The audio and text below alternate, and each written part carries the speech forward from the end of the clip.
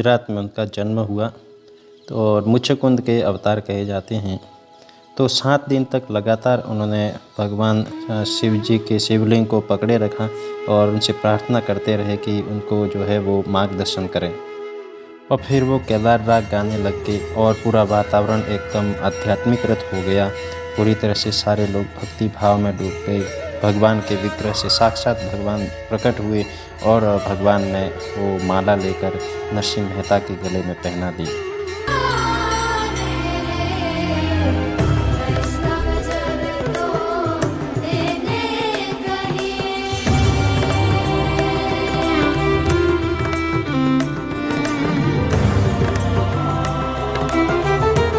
तो गुजरात में भगवान कृष्ण के एक महान भक्त हुए हैं जिनका नाम था नरसिंह मेहता।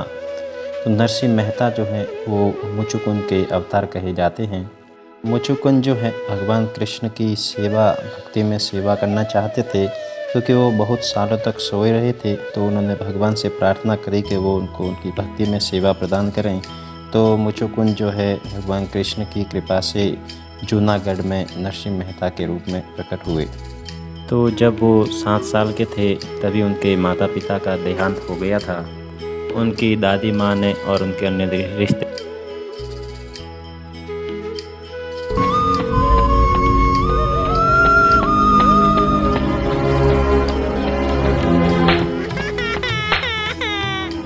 रिश्तेदारों ने उनका पालन पोषण किया। पूरे दिन जो है नरसिंह मेहता वो भगवान कृष्ण के ध्यान में मग्न रहते और भगवान कृष्ण का ही पूरे दिन ध्यान करते रहते। सारे लोग जो है उसको ताना मारते रहते, तुम बड़े होकर क्या करोगे, तुम पूरे दिन ये भगवान का ध्यान करते रहते हो, बड़े होकर तुमसे कुछ भी नहीं होगा, परिवार का पालन पोषण कैसे करोगे। इस तरह से जो है सारे लोग उनकी बुराई करते थे। नरसिंह मेहता के घर वाले भी उनको डांटने लग जाते और कहते कि तुम किसी काम के नहीं हो, पूरे दिन इधर उधर घूमते रहते हो और कुछ भी काम नहीं करते हो, और तुमने क्या सोच रखा है कि हम तुम्हारी सेवा के लिए ही हैं और तुम पूरे दिन कुछ भी काम नहीं करते हो। तो इस तरह से उनके परिवार वाले भी उनको डांटते रहते। इस तरह से जब उनके घर वालों ने डांटा तो उनको काफ़ी बुरा लगा। तो वो घर छोड़ के जंगल में निकल गए और जब जंगल में पहुँचे तो वहाँ पे उन्होंने एक भगवान शिव जी का पुराना मंदिर देखा। तो वो जाके देखा तो शिवलिंग पर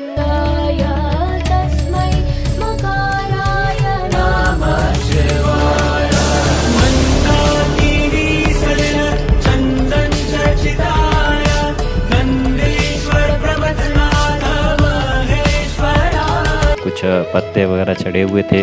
उन्होंने पत्ते वगैरह को हटा के और वहीं पर शिवलिंग को अपनी बाहों में लेके वहीं पर सो गए। तो उन्होंने भगवान शिव से प्रार्थना करी। भगवान शिव जी से कहा कि प्रभु मैं तो अज्ञानी हूँ, मुझे कुछ भी पता नहीं है, तो आप ही कृपया करके जो सबसे मूल्यवान वस्तु हो, जो मेरे लिए जो सबसे अच्छी वस्तु हो वो मुझे प्रदान करें। लगातार 7 दिनों तक वो भगवान शिव से लिपटे रहे और शिव जी से प्रार्थना करते रहे कि वो उनको मार्गदर्शन प्रदान करें। तो शिव जी ने कहा कि लोग मेरे पास में आते हैं, मुझे फल चढ़ाते हैं, पुष्प चढ़ाते हैं, कोई सोना चढ़ाता है, लेकिन आज तक कभी कोई नहीं आया है जिसने अपना पूरा शरीर मुझे दान किया हो, पूरा शरीर मेरे पे अर्पित किया हो। लेकिन आज तुमने पूरा शरीर मुझे अर्पण कर दिया है, तो मैं तुमसे बहुत ज़्यादा प्रसन्न हूँ। तो आज मैं तुमसे बहुत ज़्यादा प्रसन्न हूँ और बताओ तुमको क्या चाहिए।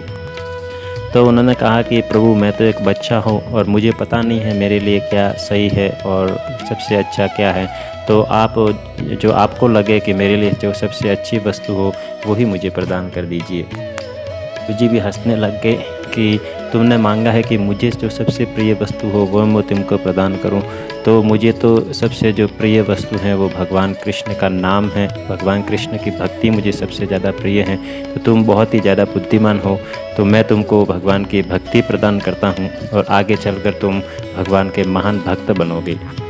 तो उनसे प्रसन्न होकर शिव जी ने उनके सर पर हाथ रखा। तो जो नरसिंह मेहता है वो एक गोपी के रूप में परिवर्तित हो गए और भगवान शिव उनको लेकर वृंदावन भगवान की रासलीला देखने के लिए उनको लेके चले गए। भगवान शिव उनको ये बताने के लिए कि भगवान की लीलाएं क्या हैं और भगवान कृष्ण की रासलीला क्या है, तो वो सब कुछ बताने के लिए भगवान शिव उनको गोपी बना के वृंदावन में रासलीला देखने के लिए ले चले। तो इस तरह से जब देखते देखते रासलीला ख़त्म हो गई तो भगवान कृष्ण जान गए कि शिव जी आए हैं। तो वो शिव जी के पास में आए और शिव जी को कहा कि आपने नियमों का उल्लंघन किया है। आपको पता है कि इस रासलीला में किसी बाहरी व्यक्ति को प्रवेश नहीं मिलता है, लेकिन आप इसको लेके आए हो अंदर रासलीला देखने के लिए। मैंने सिर्फ आपको अनुमति दी है रासलीला देखने के लिए, किसी बाहरी व्यक्ति को रासलीला में आने का कोई अधिकार नहीं है। तो भगवान शिव ने कहा कि प्रभु क्या करूँ, इस बच्चे ने मुझे बहला लिया था और इसको मैं लेके आया हूँ। तो उन्होंने बच्चे को दिखाया भगवान कृष्ण को। तो वो बच्चा जो है भगवान कृष्ण के चरणों में गिर पड़ा और भगवान कृष्ण ने भी उसको उठा लिया। नरसिंह मेहता भी भगवान कृष्ण से बहुत ज़्यादा आकर्षित हो गए और इस तरह वो भगवान की भक्ति में लीन हो गए। उनके शादी के बाद में भी वो पूरे दिन भगवान का भजन करते रहते और कीर्तन करते रहते और इस तरह वो पूरा दिन अपना भगवान की भक्ति में ही गुजार लेते। तो उनके घर का पालन पोषण भी जो है उनकी दादी माँ चले जाने के बाद में उनकी बड़ी माँ ने उनका पालन पोषण भी किया। तो उनकी भाभी जो है पूरे दिन नरसिंह मेहता को ताने मारते रहती कि तुम पूरे दिन कुछ भी नहीं करते हो, मेरा पति सब कुछ करता है और काम करता है और तुम यहाँ आके बस उनके ऊपर निर्भर हो और वो पूरे दिन मेहनत करके लाते हो, तुम सिर्फ यहाँ पे आके खाते हो। तो इस तरह तुम पूरी तरह से हमारे पति का और हमारा शोषण कर रहे हो। तो हर साल उनके बड़े भाई उनके माता पिता का श्राद्ध करते थे। तो इस साल भी उनका श्राद्ध था। तो उनकी भाभी ने कहा कि हर साल हम ही श्राद्ध करते हैं और तुम यहाँ पे आके हमारे ऊपर निर्भर रहते हो। तो इस तरह इस साल जो है तुम अलग से तुम्हारे माता पिता का श्राद्ध करो और हम अलग से उनका श्राद्ध करेंगे। पत्नी को भी काफ़ी बुरा लगा। तो घर आके उन्होंने नरसिंह मेहता को बताया कि इस साल हम भी अलग से श्राद्ध करेंगे। तो नरसिंह मेहता ये सुनकर काफ़ी प्रसन्न हुए और प्रसन्नता में बड़े उल्लास के साथ में पूरे गांव में जाके न्योता दे आए कि इस बार हम श्राद्ध करेंगे, तो आप सभी लोग हमारे घर पर पधारिएगा श्राद्ध में। उनकी पत्नी ने कहा कि यहाँ तो हमारे खाने के भी लाले हैं, हमको खाना भी सही से नहीं मिलता है और आप पूरे गाँव को न्योता दे आए। तो नरसिंह मेहता ने कहा कि जब समय आएगा तब देखा जाएगा, भगवान की कृपा होगी तो सब कुछ हो जाएगा, क्योंकि भगवान के ऊपर उनका पूरा विश्वास था। तो श्राद्ध का दिन आ गया। तो उनकी पत्नी ने कहा कि हमारे पास कुछ भी नहीं है, खाने को भी कुछ भी नहीं, हम श्राद्ध कैसे करेंगे और आपने पूरे गांव को न्योता दे दिया है, क्या करेंगे। तो उनकी पत्नी ने उनके हाथ में जो कंगन था वो कंगन निकाल के नरसिंह मेहता को दिया और कहा कि कम से कम इस कंगन को बेच के कुछ खाने के लिए जो भी है वो ले आओ, ताकि अगर लोग हमारे घर पर आएंगे तो हम उनको कुछ खाने के लिए तो दे सकेंगे कम से कम। तो नरसिंह मेहता बाज़ार में गए। उन्होंने वो कंगन बेच के सारा सामान जो है बाज़ार से ख़रीद लिया और ख़रीद के घर आ गए। लेकिन सारा सामान लेके आ गए, लेकिन वो जो घी लाना भूल गए बाज़ार से। तो उनकी पत्नी ने पूछा, तो उनकी पत्नी ने देखा कि तुम सारा सामान ले आए लेकिन घी कहाँ पे है। तो नरसिंह मेहता ने कहा कि अरे घी तो मैं भूल गया। तो उनकी पत्नी ने कहा कि घी लेके आओ, घी के बिना तो हम कुछ भी नहीं बना पाएंगे। तो नरसिंह मेहता वापस बाज़ार में गए, लेकिन अब उनके पास में कुछ भी धन बचा हुआ नहीं था, सारा धन सामान खरीदने में व्यय हो गया था।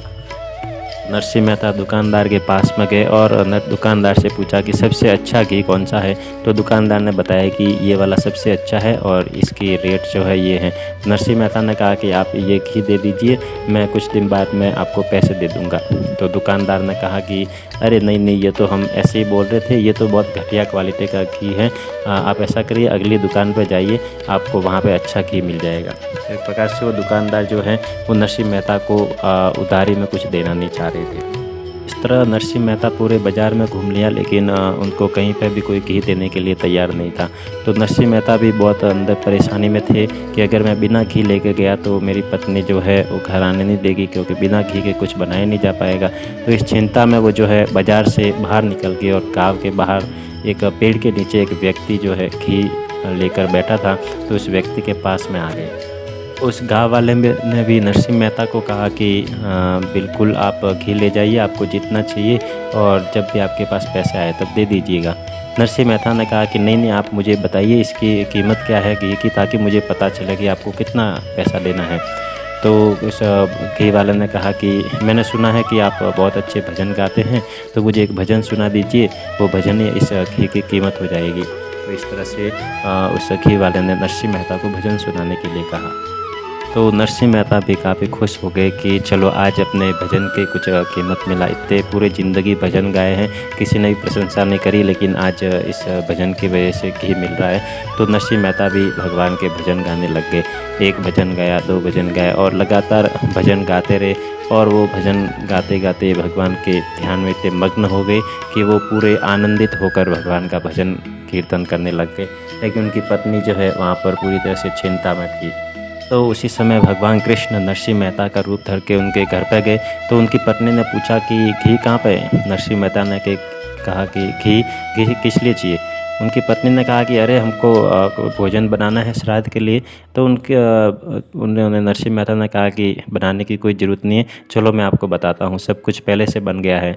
तो उनके जो नरसिंह मेहता है वो अंदर जाके जैसे उनको बताया तो सारी चीज़ें पहले से बनी हुई थी, मिठाइयाँ वगैरह सब कुछ, और बहुत सारा खाना अंदर रखा हुआ था। उस खाने में से दिव्य सुगंध भी आ रही थी। तो उनकी पत्नी ने कहा कि ठीक है, हम खाना खिला देंगे, लेकिन लोगों को हम दक्षिणा के रूप में क्या देंगे? तो नरसिंह मेहता ने कहा कि सारे लोगों को बुलाओ और उनको कहो कि उनको सोने की प्लेट में खाना खिलाया जाएगा और वह सोने की प्लेट दक्षिणा के रूप में अपने घर ले जा सकते हैं। उनकी पत्नी भी आश्चर्यचकित हो गई। उन्होंने कहा कि मैंने तो आपको सिर्फ 2 सोने के कंगन दिए थे, अब इतना सारा सोना और इतना सारा खाना कैसे ले आए?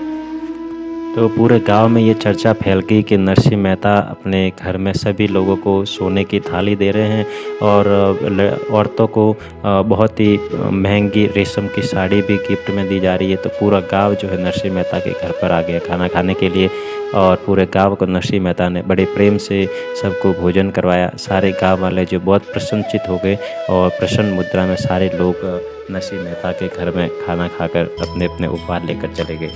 नरसिंह मेहता भगवान कृष्ण के रूप में जो बने हुए थे, उन्होंने पत्नी से कहा कि आप यहीं पे लोगों को खाना खिलाओ, मैं भी थोड़ी देर में आता हूँ। तो वो बाहर गए और वहीं पे गायब हो गए।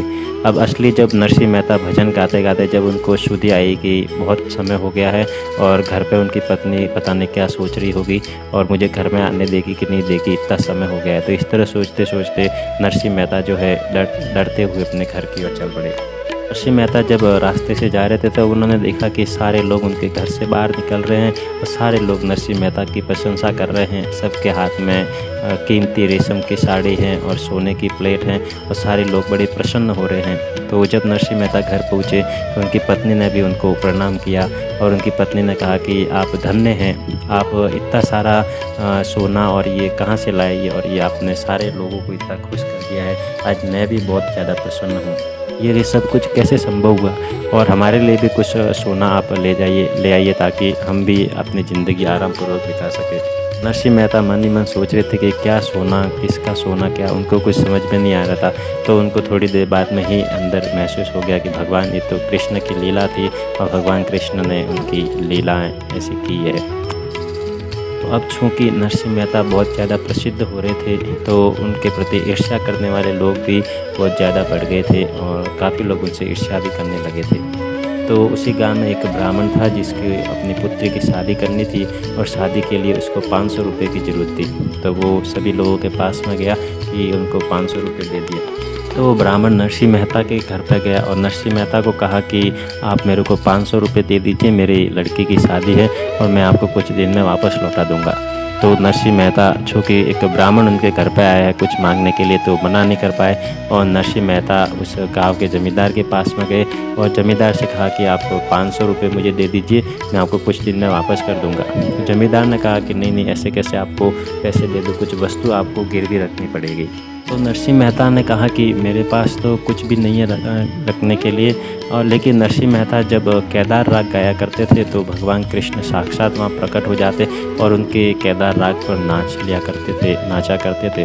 तो नरसिंह मेहता ने कहा कि मेरा एकमात्र धन तो मेरा ये केदार राग है और मैं ये केदार राग आपके पास में गिरवी रखता हूँ, इस केदार राग के बदले में आप मुझे 500 रुपये दे दीजिए। वो ज़मींदार ने भी 500 रुपये दे दिए और कहा कि जब तक आप 500 रुपये नहीं लौटा देते तब तक आप ये केदार राग कहीं पर नहीं गा सकते हैं। तो नरसिंह मेहता ने आगे का कुछ सोचा नहीं और उनको तो यही था कि ब्राह्मण को 500 रुपये देने थे। तो नरसिंह मेहता ने भी कहा कि ठीक है, मैं आपके 500 रुपये जब तक नहीं लौटा देता तब तक मैं केदार राग नहीं गाऊँगा। गाँव के ईर्ष्यालु लोग भी जो थे वो राजा के पास में गए और राजा से नरसिंह मेहता के खिलाफ़ शिकायत करी कि नरसिंह मेहता गाँव में अंधविश्वास फैला रहा है और ऐसे भजन गा के लोगों को गुमराह कर रहा है और अपने आप को कहता है कि भगवान उसके गाने पर नाचते हैं। तो इस तरह राजा ने भी नरसिंह मेहता को बुलाया और नरसिंह मेहता को कहा कि आज आपका परीक्षा है, आज शाम तक आपके सामने भगवान कृष्ण की विग्रह रखेंगे और इनके विग्रह के हाथ में एक माला है, तो आप अपने भजन से अगर ये भगवान कृष्ण का विग्रह चल के आपको ये माला अगर नहीं पहना पाते तो आपको शाम को आज दंड दिया जाएगा। तो इस तरह नरसिंह मेहता को राजा ने ये सब कुछ बताया।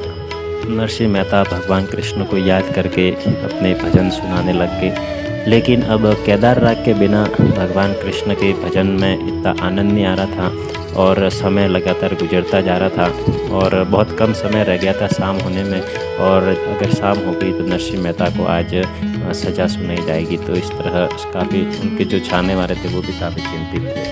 तो जो ईर्ष्यालु लोग थे वो भी काफ़ी प्रसन्न हो रहे थे कि चलो आज नरसिंह मेहता को सज़ा सुनाई जाएगी। तो लेकिन भगवान कृष्ण अपने भक्तों की विपत्ति को ज़्यादा देर तक नहीं रखते हैं।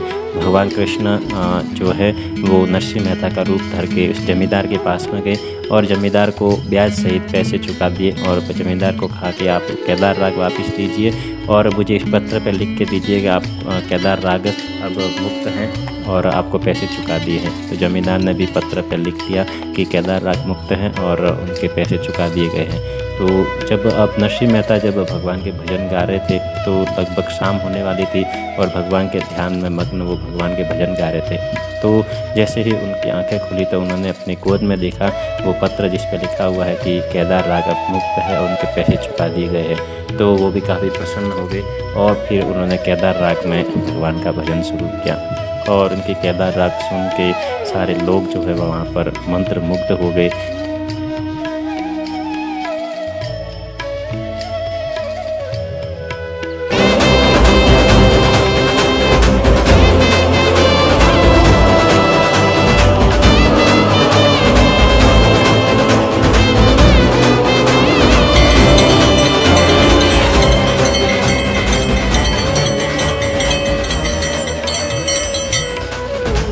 सारे लोग उनके भक्ति भाव में आनंदित हो गए और भगवान भी इतने प्रसन्न हो गए कि भगवान साक्षात वहाँ पे प्रकट हुए।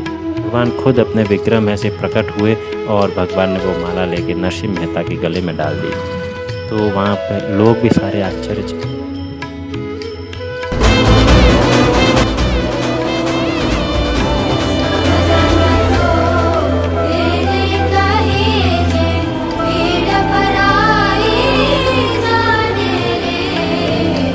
हो गए कि भगवान खुद साक्षात आज प्रकट हो गए नरसिंह मेहता के लिए। तो इस तरह भगवान कृष्ण अपने भक्त की रक्षा के लिए प्रकट हुए। तो भगवान उसी भक्ति से ही अपने वश में किए जा सकते हैं। भगवान की भक्ति करके भगवान को ऑटोमेटिकली कंट्रोल में किया जा सकता है।